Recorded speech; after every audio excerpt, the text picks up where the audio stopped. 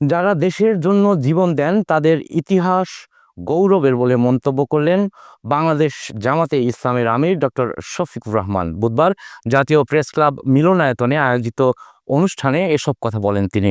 Doctor Shafiqur Rahman এ সময় বলেন, আওয়ামী লীগের সময়ে যারা বিদেশে বসে বাক এবং কলম যুদ্ধ চালিয়েছেন, দেশের মাটিতে তাদের পরিবারকে হেনস্থা করেছে, জেলে পুরে দেওয়া হয়েছে তাদের, এমনকি নারীদেরও ছাড় দেওয়া হয়নি।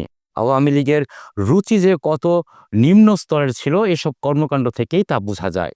আন্দোলনের মাধ্যমে পুরো জাতি যেমন মুক্তি পেয়েছে, সবচেয়ে নির্যাতিত রাজনৈতিক দলটিও একইভাবে মুক্তি পেয়েছে বলেও উল্লেখ করেন তিনি। আমাদের জাতির ইতিহাস বিস্মৃতির ইতিহাস, বিকৃতির ইতিহাস।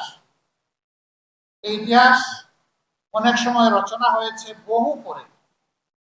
ইতিহাস লিখতে গিয়ে অনেকে কাব্য রচনা করেছেন, গল্প রচনা করেছেন, যার যার মতো।